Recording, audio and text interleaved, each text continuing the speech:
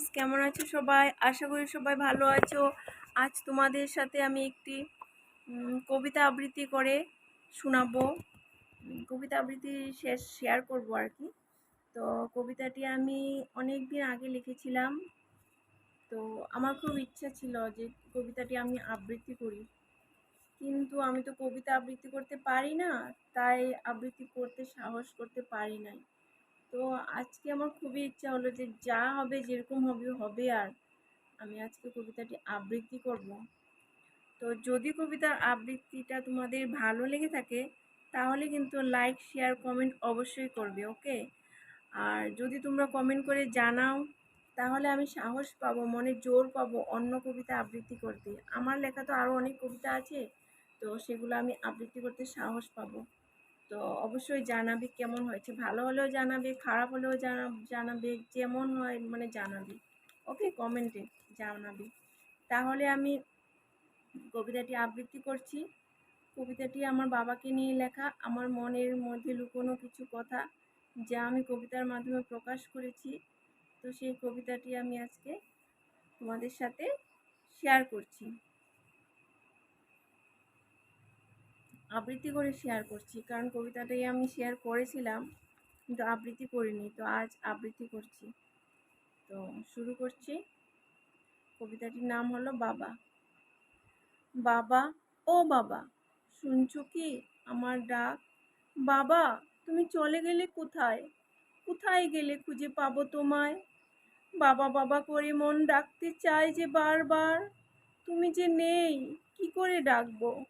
বলো আমায় একবার, কি করলে তোমাকে ফিরিয়ে পাবো? তোমার স্নেহের চাদর দিয়ে মন ঢাকবো।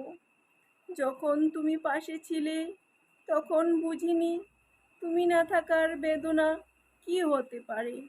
এখন অনুভব করি প্রত্যেক মুহূর্তে তুমি না থাকার রিক্ততা, যন্ত্রণা।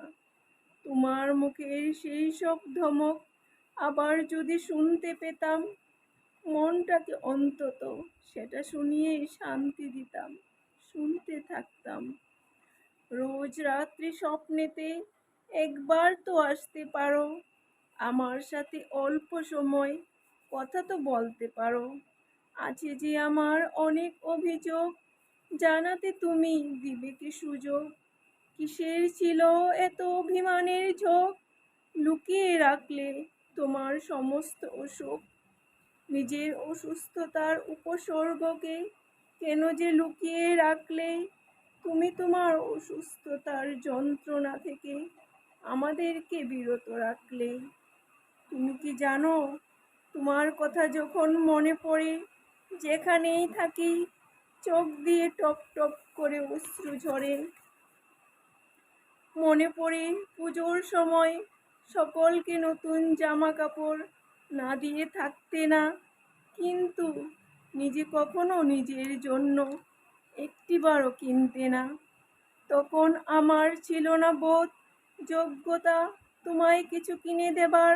এখন যে খুবই ইচ্ছে করে জানো তোমার সেবা করার। সকলেই বলে মা ছাড়া যে জীবন অচল, তা তো সত্যি, কিন্তু তুমি ছাড়াও তো জীবন বিকল।